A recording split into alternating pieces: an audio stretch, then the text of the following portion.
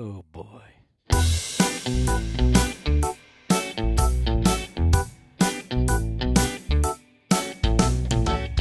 When I wake up each day, I feel so weary. Try to face the world, but it's so dreary. But I found that special thing that makes me cheery. Time to do music theory. Music theory.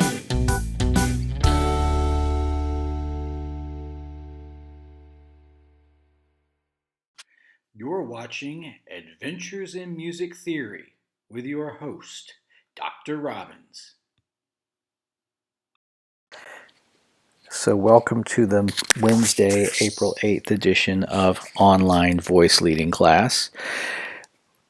We finished our test on Monday, and today we'll begin Unit 12, which is all about part writing with seventh chords. And the slide that's before you now shows you the things we're going to learn in this unit, and you'll notice from the little part at the bottom there that it also tells us that this unit is delightfully free of unloading a lot of new terminology on us. There are only 2 or 3 new terms that are going to show up this time. There's not a lot of jargon, and really Unit 12 is a fairly easy unit to teach online. So let's go ahead and get started right now. So the first thing we need to know about seventh chords is this.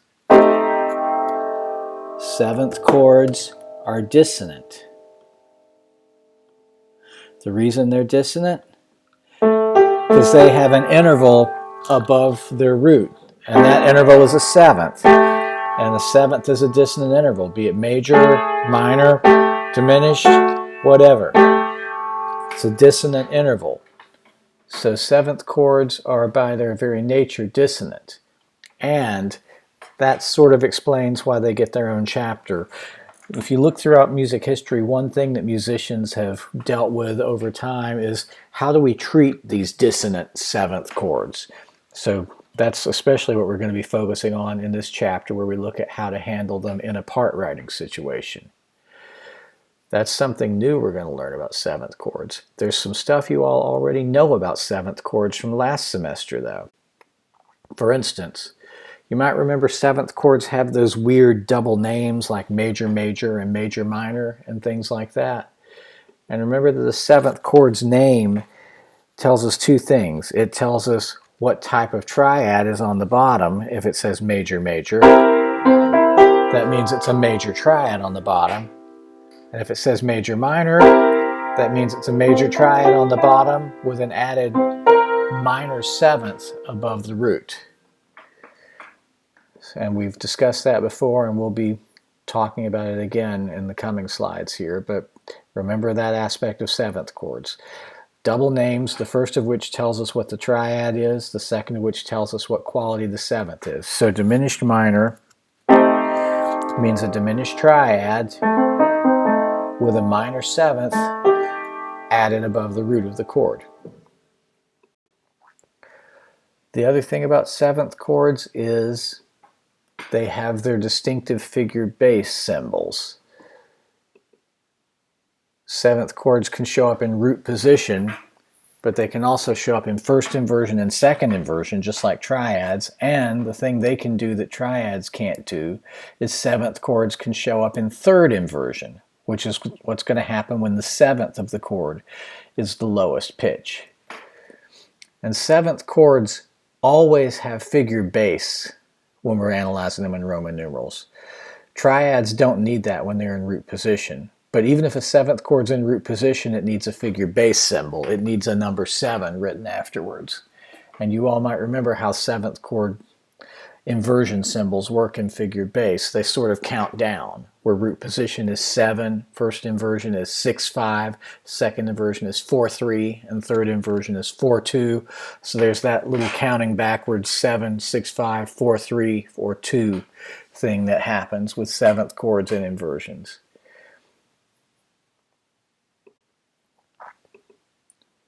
Seventh chords show up in root position and in all three of those inversions, and that's something different from triads. If you'll remember back in the last unit when we talked about triads and inversion, remember when we talked about second inversion chords, 6/4 chords, we found that there are only certain chords that get to be second inversion triads, the 1 and the 4 and the 5, and there are only certain ways you want to write a second inversion triad. It needs to be cadential, it needs to be passing, it needs to be neighbor, whatever.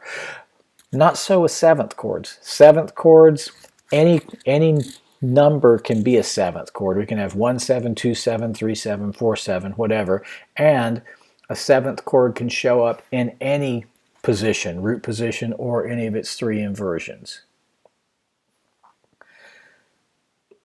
And here's the most important thing about seventh chords from a part writing standpoint. Whenever there's a seventh chord and we're handling part writing issues with it, the seventh of the chord resolves down by step. I'm going to say it again. The seventh of a chord resolves down by step to a note in the next chord. This is probably the most observed of all of the alleged part writing rules that are out there. You know, if you look at all the composers writing seventh chords in the music we have from the classical era, the Baroque era, the Romantic era beyond and stuff, whenever they write sevenths in their chords, this seems to be the rule they felt most strongly about. Take the seventh down by step to resolve it. They follow that rule a lot more than they follow the one about not writing parallel fifths.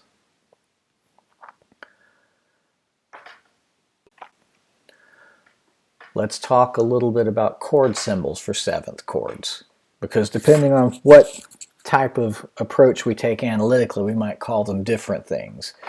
Basically, there's the way we speak about seventh chords when we're coming at them from a classical perspective, and there's a way we think about seventh chords when we're coming at them from a jazz or a pop music perspective. They're the same chords, but the way performers in those different genres talk about them is slightly different.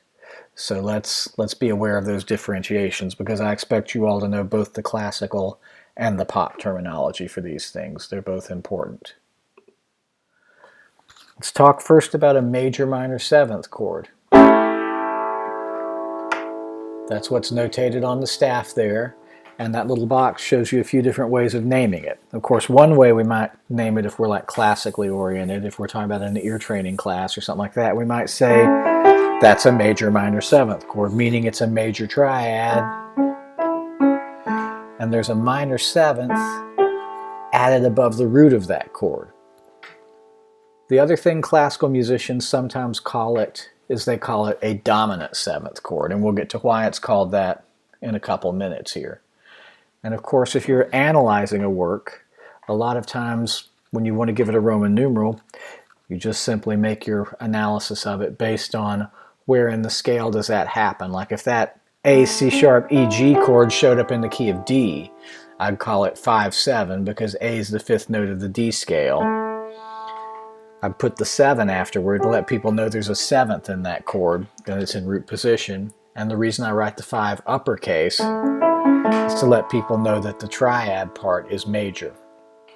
Now, if I'm a jazz musician or a pop musician talking about that chord, I'm just going to call it A7. As the book says, major minor seventh chords in pop parlance are called letter name 7.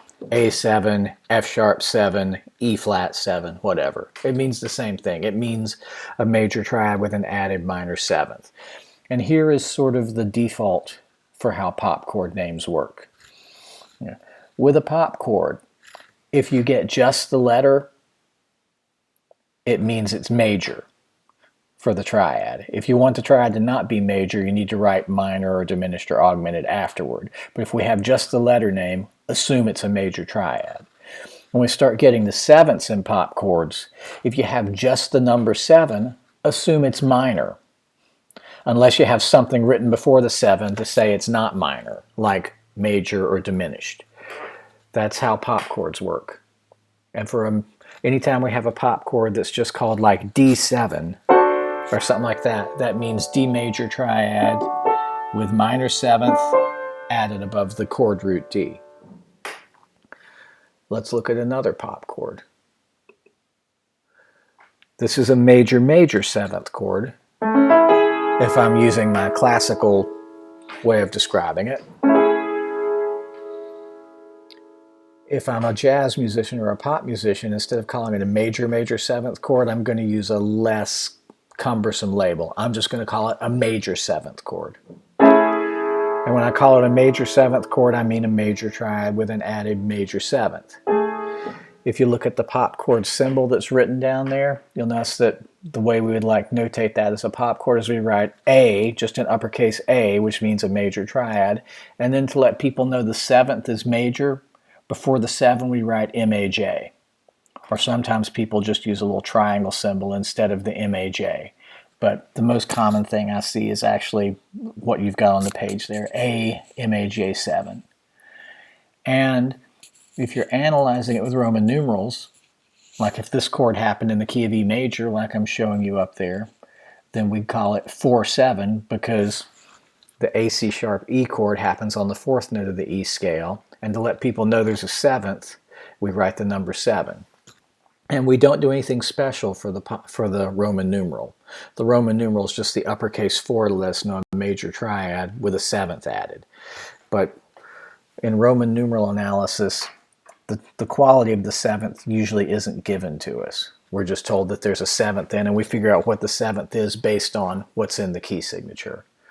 But for a pop chord, if you want it to be a major triad with a major 7th, you call it letter name major 7. A major 7, F major 7, G flat major 7, whatever. So let's look at how the classical and pop chord names for a few other 7th chords work. Here's a minor, minor 7th chord, or what a jazz musician or a pop musician would simply call a minor 7th chord. And if you look at the symbol there, you'll notice that I've described it as A minor 7, and the way you write it is with an uppercase letter A, because pop chords are always uppercase letters for the chord root. And then you write a lowercase m to let people know it's a minor triad. And then we write just the number 7. And remember, if there's nothing before the number 7 to tell us otherwise, we assume that that 7th is minor. And it is. Okay, and let's look at a couple of 7th chords that use diminished triads now. This is a diminished 7th chord, or as a classical musician is more apt to call it, a fully diminished 7th chord. Fully diminished meaning everything that could be diminished about it is. The triad part's diminished, and the 7th interval is diminished. When we write those as Roman numeral symbols, we write the Roman numeral lowercase, and then we put the little degree sign afterwards, and we write 7, or 6-5, or 4-3, or whatever. It's an inversion. Then we do it that way. Now, a pop musician or a jazz musician is not going to call that a fully diminished 7th chord. They're just going to call it a diminished 7th chord. And since that one's root is A, they're going to call it a diminished 7. And the way we're going to write is we're going to write the letter A, uppercase of course, and then you either write the degree sign afterwards and the number 7, or you can abbreviate the first 3 letters of the word diminished afterwards, and then the number 7. So A degree sign 7 or A dim 7. They mean the same thing. A fully diminished 7th chord built on A. And the other triad, 7th chord that uses diminished triads is this thing, the diminished minor 7th chord, which classical musicians are more apt to call a half diminished 7th chord. And remember, when you write it as a Roman numeral symbol, you write the lowercase Roman numeral, you write the degree sign 7 like you'd write for a fully diminished 7th chord, but then you draw a little line through the degree sign that divides it in half and lets us know that it's a diminished minor 7th chord. Half of what could be diminished is. The triad part is diminished, but the 7th part is minor. Now, jazz musicians and pop musicians don't talk about half diminished 7th chords or diminished minor 7th chords. They play them all the time, but they don't call them half diminished 7th chords. They call them minor 7 flat 5 chords. And the thinking is this. This chord, A half diminished 7, is like A minor 7 if you take the 5th of the chord and you lower it or you flatten it. And yes, once you flatten the 5th of a minor triad, it's not a minor triad anymore, it's a diminished triad. But that term has never been common in jazz music. They've never said half diminished 7. They've preferred the term minor 7 flat 5. It's going to get you a diminished minor 7th chord, but be aware that that's how that chord is going to be referenced in jazz and pop music. All right. And now let's move on to some actual part writing and talking about how we handle these 7th chords. And the first one we're going to learn how to handle is the major minor 7th chord, also called the dominant 7th chord, because most of the time we find it on the 5th note of a scale, the dominant note of the scale. But there's a good reason to start with it, and that reason is because a major minor 7th chord is sort of the most information-packed 7th chord there is. This is the chord that you see on the screen now, the B7 chord. It would be a 5-7 chord in the key of E major, built on B, which is the 5th note of the scale. And when you hear this chord, this is why I say it's information-packed. You don't just hear this chord, but if you've heard these chords a lot, and if you've heard a lot of music that uses these chords, the major minor 7th chord has the power to let you have a good sense of what the next chord's going to be. When I play this chord, there's a good chance you expect to hear this chord coming after it. Right? Probably a lot of y'all out there were listening to it were like, yeah, that's exactly the chord I thought he'd play. That's the power of the major minor 7th chord. And it's a power that none of the other 7th chords, really none of the other chords, period, have quite as strongly in tonal music. So, why does the major minor 7th chord work that way? A couple reasons. One is because we're so used to hearing that chord placed only on the 5th note of the scale, which is why we call it a dominant 7th chord. So because of that, we sort of naturally tend to order the other notes in it and figure out where they should go in the scale. But the other thing about it is this. That chord lets us know where it wants to go because, like every single 7th chord out there, it's dissonant. Remember, that's the first thing I told y'all about them in this lecture. 7th chords are dissonant because there's a 7th above the root, which puts that dissonance in the chord.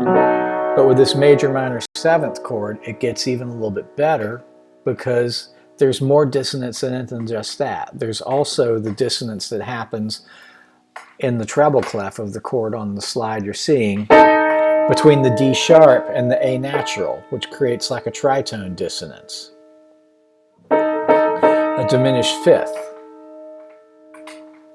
And when it's time for that chord to resolve, all those notes have things they want to do. That A that's the 7th of the B, D sharp, F sharp, A chord, that A on top,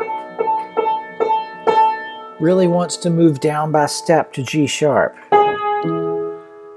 Doesn't that feel great when that happens? Because remember, I told y'all the big part writing rule for 7th chords is the 7th moves down by step to a chord tone in the next chord. So there's something nice and satisfying about that A going down to the G, like the B, like the blue arrow is showing you up there.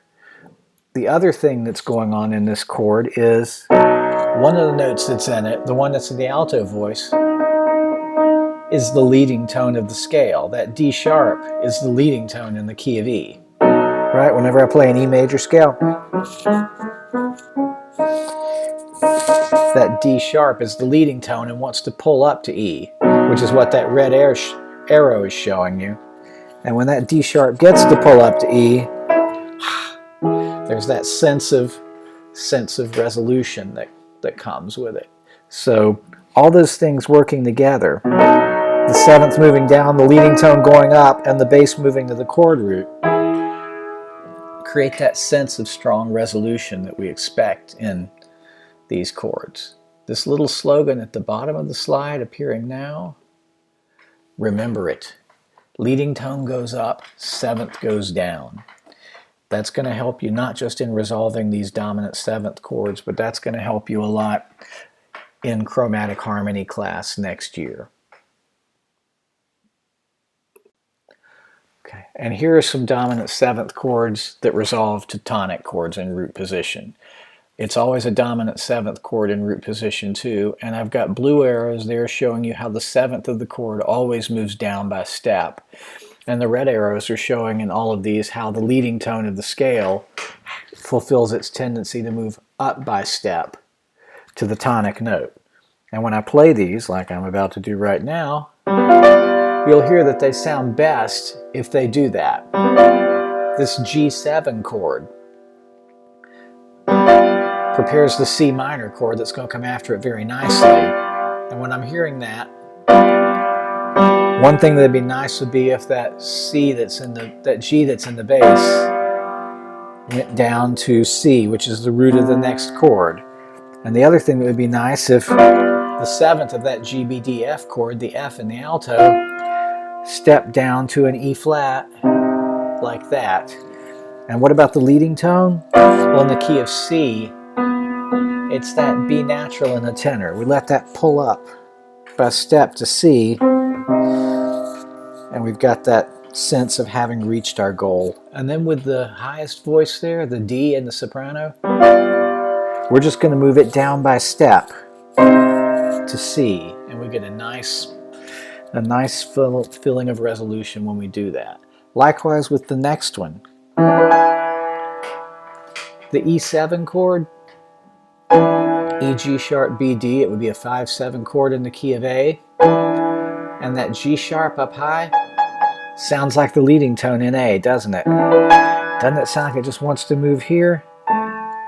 And it does. Couple with that the fact that that D in the tenor voice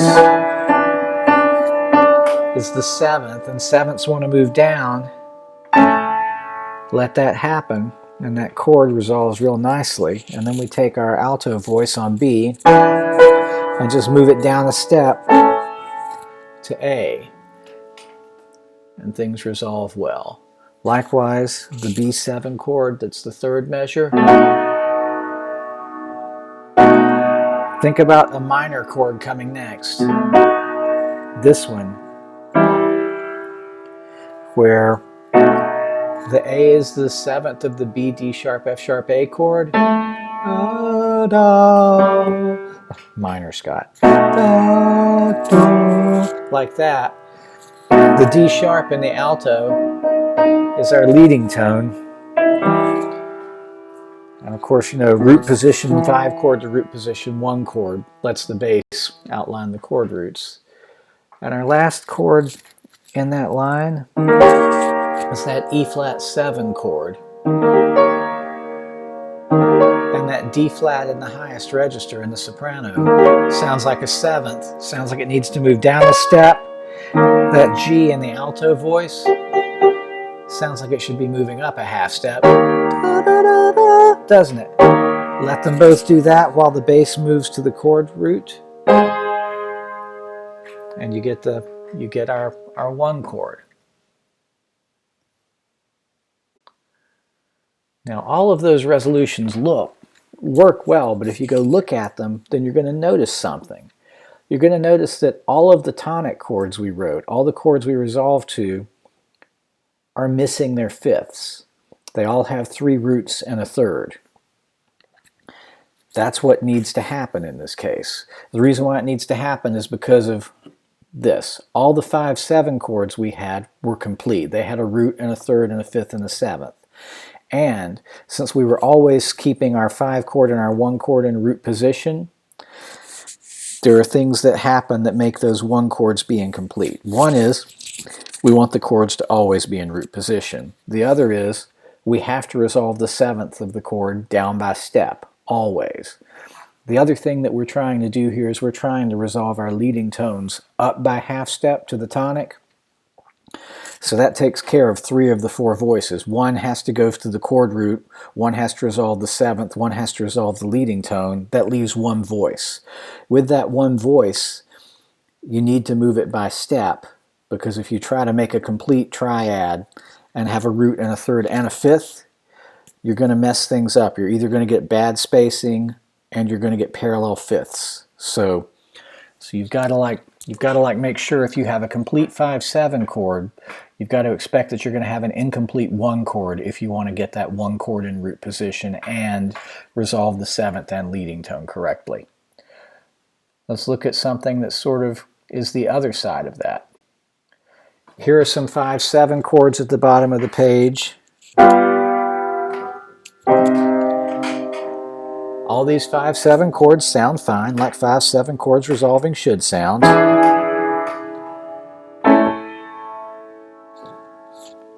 And the other thing about all these 5/7 chords is when all of these 5/7 chords resolve, if you go and you look at the notes in the chords they're resolving to,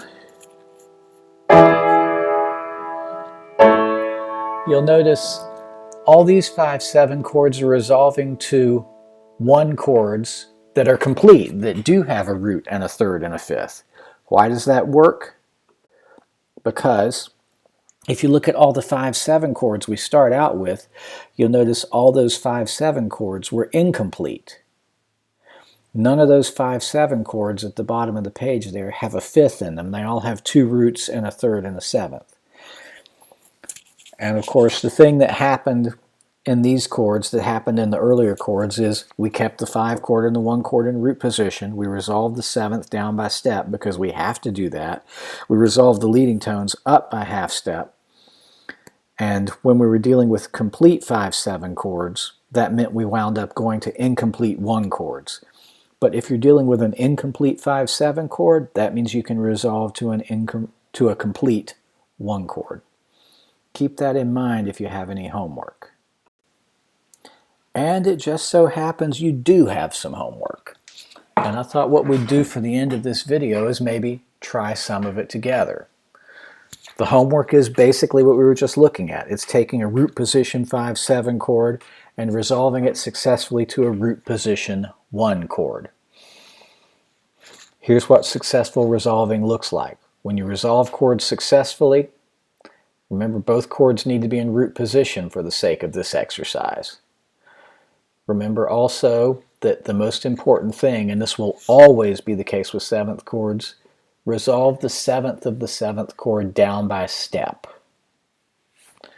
And the final thing we're going to do for the sake of the exercise today is we're going to make sure the leading tone of the scale resolves up by step. So let's try some of these. The very first chord there is that F7 chord in the first measure. So what you might want to do first off is figure out, so what key am I in when an F, A, C, E flat chord is the 5 chord? And the key signature tells us it's going to be G minor or B flat major. Well, if F is the root of the 5 chord, then we're in B flat major. So you want to take that 5/7 chord and resolve it to a 1 chord in B flat major. First thing we want to do, if both chords are going to be in root position, take the bass voice to the root of a 1 chord. What's the root of a 1 chord in B flat major? I bet you it's B flat. The other thing we're going to do, the 7th of that chord, the F, A, C, E flat chord, the 7th is the E flat in the alto. We're going to resolve that down by step to a D. The third thing we're going to do, the leading tone, which in B flat is A, and it's in the tenor voice there, we're going to resolve it up by half step to B flat. And the last thing we're going to do is we're going to find something for the alto voice to do. That something is going to be moving the alto voice to B flat. Don't take it to F. If you take it to F to make that one chord complete, you're going to have parallel fifths. And if you take it to the high F, you're also going to have too much space from the alto. So we have to have an incomplete one chord, 3 roots, and a third, because our 5/7 chord had all 4 notes in it, a root, a third, and a fifth, and a seventh. Let's try the second one. Second one, we have a B, D sharp, F sharp, A chord. And the key signature says we could be in G major or E minor. If B is the root of the 5 chord, that means we're in E minor, doesn't it? So you want to write a 5 chord going to a 1 chord in the key of E minor, which means your bass needs to go up to E.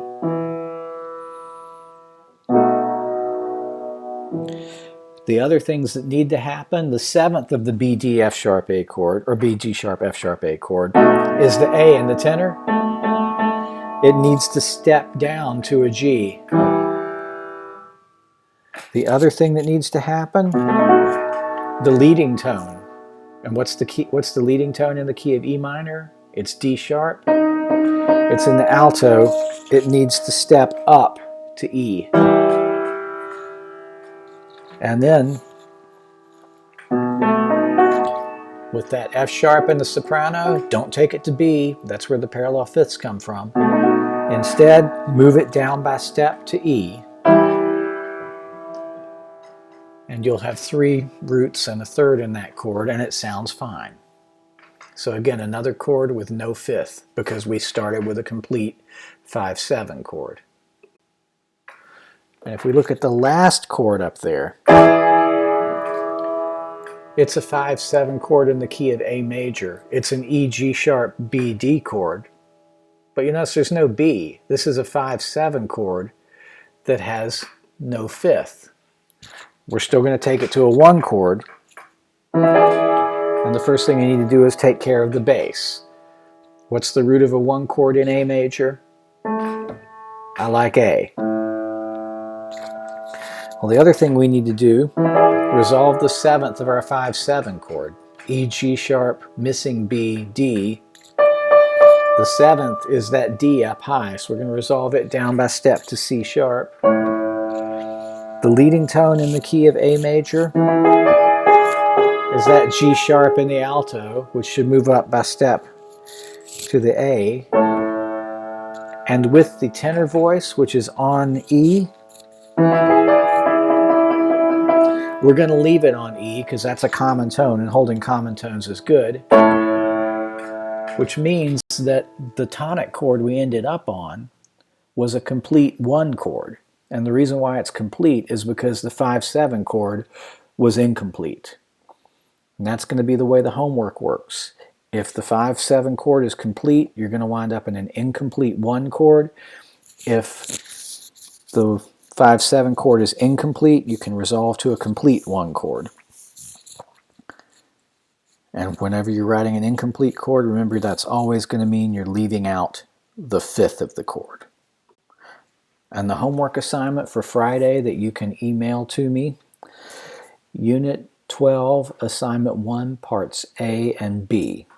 And Assignment 1, Part A is just going through and remembering it's basically remedial for how 7th chords work. So I'm going to want you to look at some and label them as major, major, diminished, minor, whatever their qualities are that way.